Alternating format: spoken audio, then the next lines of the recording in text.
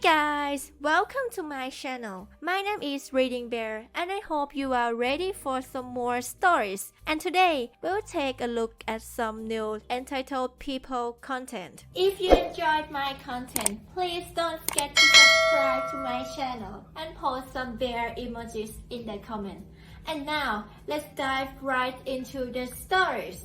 The first story is titled, H.O.A. banned my Meadow and forced me to mow. I sued them and won. They paid $80,000. I was slightly familiar with HOAs, but honestly thought they existed in uppity, townhome communities where every single house looked the same. It was just my ignorance. When I bought this house with my family a couple of years ago, I was surprised to learn that that neighborhood had an HOA. The neighborhood itself was very spacious, and although we were not necessarily in a rural area, we were on the countryside. Our property alone was about 5 acres. This was much different to the city life we experienced before, but the house was beautiful, and as soon as we laid our eyes upon it, my wife and daughter were already talking about what they could do with so much yard/field space.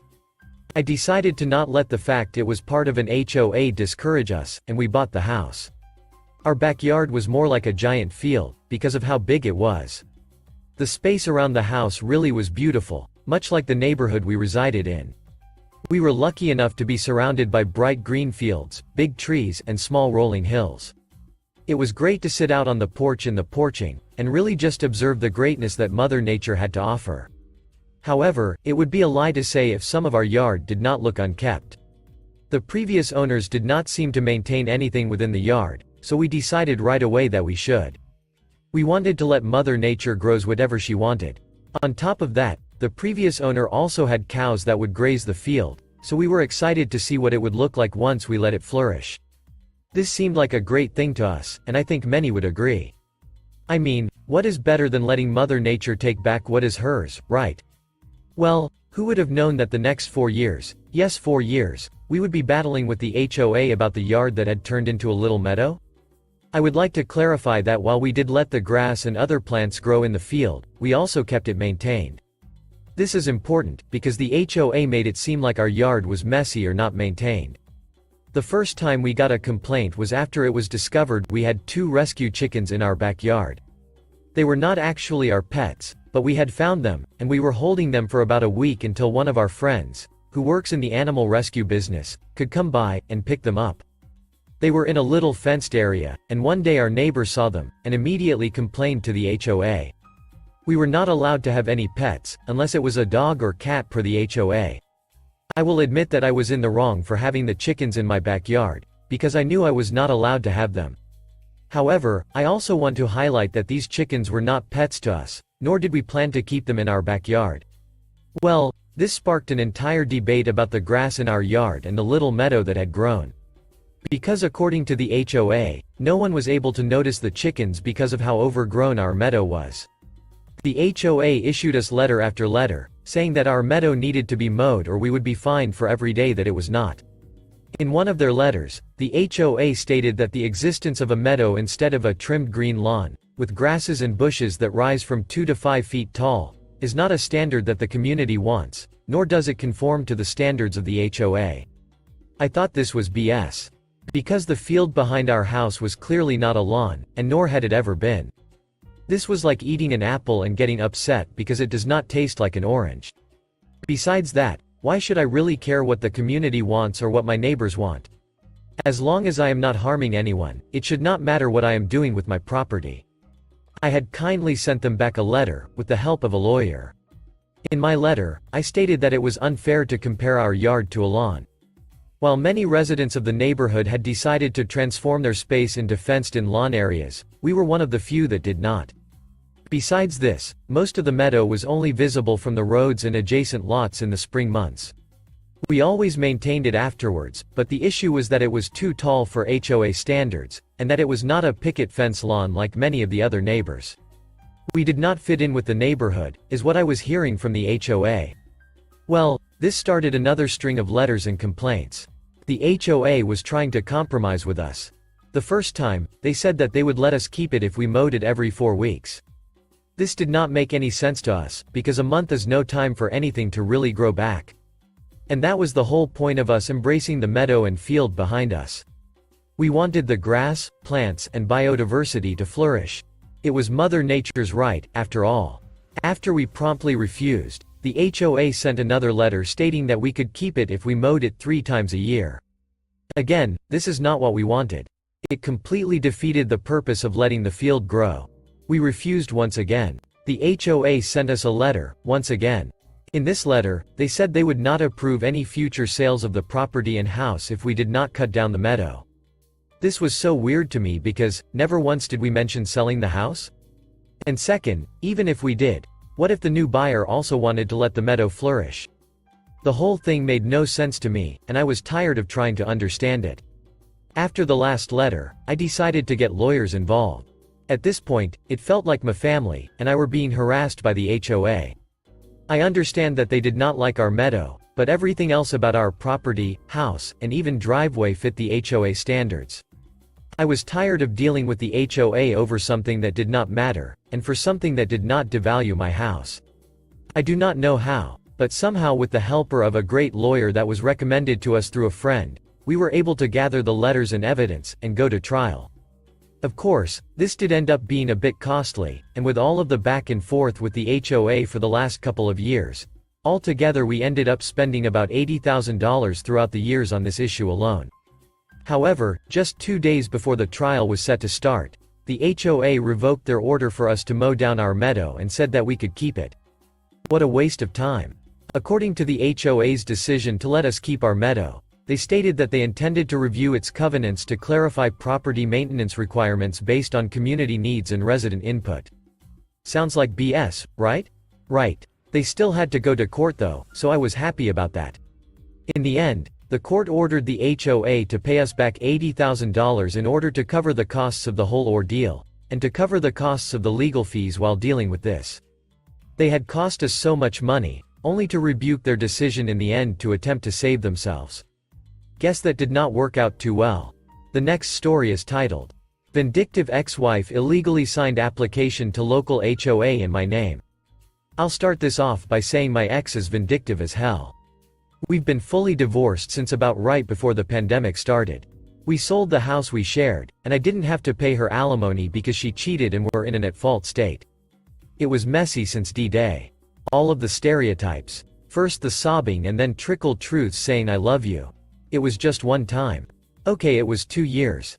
And then the gaslighting followed by I'm going to take you for everything. Before packing her crap and walking out. I feel like I never really knew the woman my ex was in all the time we were together. We were married 5 years and together for 7. And in 2 of those 5 married years she had affairs with 3 other men. The final one being a foreign businessman of some sort from what I could find out. Yes, I got tested for STDs and was thankfully negative. Yes, she got pregnant by the final AP, and no I didn't sign the birth certificate because I found out about all affairs before the baby was born thanks to a call from the first AP. My ex tried to go full scorched earth on me. But since we live in and were married in an at-fault state, she lost. We didn't pay equally into our house, and the equity was divided 70/30. So, I got a pretty good cash payout when I sold our marital home to put as a down payment on a different house closer to my job. It's a bit of a downgrade. But suits a single guy in his 30s like me just fine. My ex did show up to my house once. But I refused to let her in. She bitched at me that I'd financially ruined her in the divorce. I said that if she was fully willing to do that to me first, and the witch had the audacity to say it should have been my life ducked over, and not hers. I laughed so hard and said it was karma. She yelled that she'd sue me for what was rightfully hers. I said if she was gonna sue me, then to go ahead and sue me. It'd end up the same way in court because she has nothing but a false sob story. She was the cheater, not me. I'm no angel, but I didn't do anything to her. And she was the one who ruined our marriage. She then said she'd tell everyone she could that I abused her. I said I'd sue her for defamation if she did, and I was recording our interaction and had those words saved to my phone. She went wide-eyed and her jaw dropped. The look people are calling the surprised Pikachu face. Then I asked why she was there, if not to just try and make trouble. Because she had a new man in her life that knocked her up. She just huffed at me and said he isn't around much, and she's stuck in a tiny apartment living off his child support till he comes back. It was immature of me I know, but I did the bit of playing the world's smallest violin. She yelled at me to go duck myself, and I yelled back that I'd sooner do that than her any time. She raged at me and then got in her car to leave. Haven't seen her since. There is an HOA in my neighborhood. But I was not legally obligated to join it because the last owner of my house was not a member. I made sure of that through a real estate lawyer as well. The HOA had no grounds to force me to join and were not happy about it. The HOA president would show up with forms every week for the first month demanding I sign them. Then she threatened to take me to court. To which I had to get a C&D sent to her from my lawyer to make her stop that. So, she started harassing me by looking for any infractions she possibly could to report to the city. An inspector came out several times and found nothing wrong. In fact, I offered one of them a burger while grilling, and they graciously accepted. Did I mention the HOA hates barbecues and parties that aren't approved in advance? Well, they do. And I like to grill when the weather is good. And my neighbors actually love me for it because I invite them over. I had the police called on me several times for noise complaints because I was playing music on a Saturday afternoon while having my friends over. The HOA president I caught trespassing once when she was trying to peer into my windows. I called the police, but she denied ever doing it. So, I got cameras. She hasn't trespassed since. But I still got repeated passive-aggressive letters saying my cameras were not an approved addition to my house. Some months ago, I started getting letters for fines in the mail. And when I contacted the HOA, their representative claimed they had it on record that I'd joined and needed to pay all fees effective immediately. I told them that was not possible.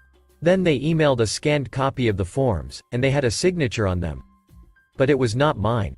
It was very similar in some ways, and I recognized right away as being my ex's handwriting. She knew what my signature looked like. But it was a loose imitation at best. I got in touch with a lawyer right away over the forged signature. But the HOA still demanded to go to court. And it took 7 months before that happened. Meanwhile, they were stacking unpaid fines against me weekly and were threatening to put a lien on my house. We went to court and the HOA president looked very smug. But my lawyer pointed out how the signature wasn't the same as mine and was very inconsistent in the various forms. I'd never allowed the HOA president in my house, and I'd never requested the forms. The idiot HOA president actually slammed her palm on the table and said it was still binding. But when pressed where the fraudulent signature came from, she admitted my ex-wife called the HOA and they sent her the forms, then got them back in the mail signed.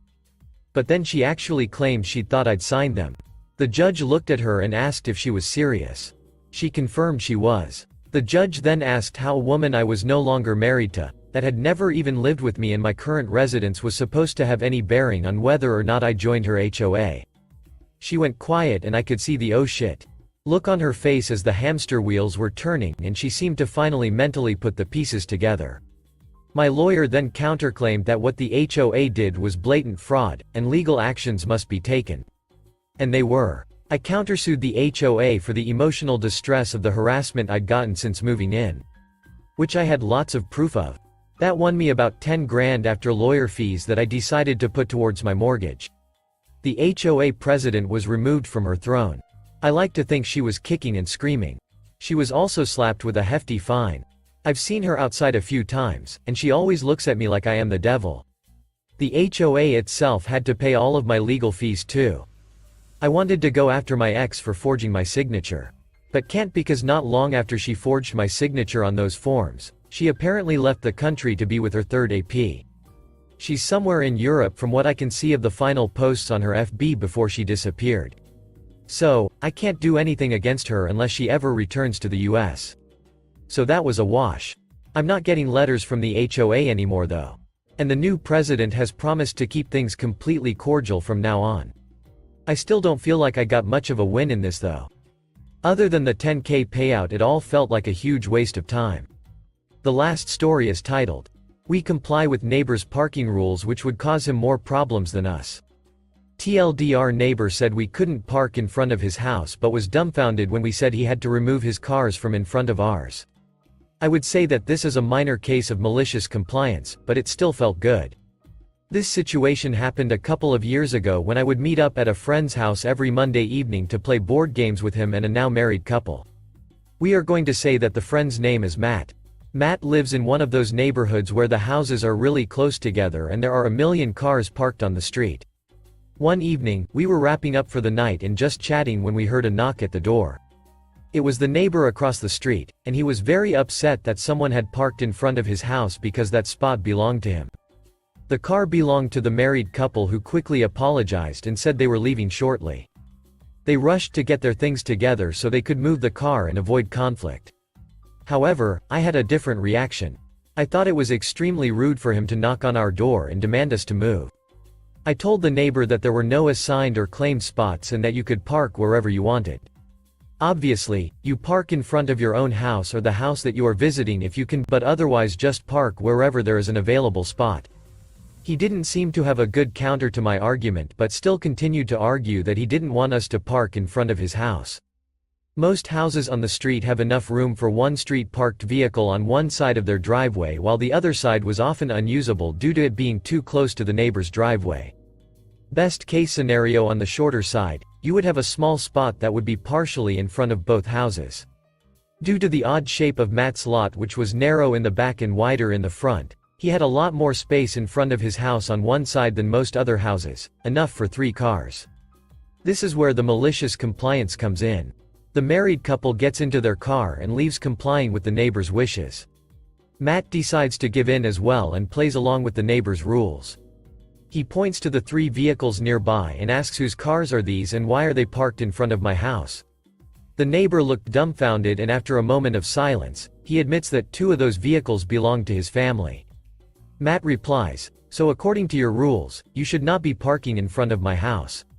The neighbor looked stunned, as his rules were actually going to hurt him much more than they would hurt us. Matt only had to worry about his and his roommate's car, which would both fit in his driveway. He only needed street parking when people would occasionally come over. The neighbor had a full driveway and 3+ cars on the street that he needed spots for on a daily basis. He didn't have enough street spaces that would clearly belong to him using his rules.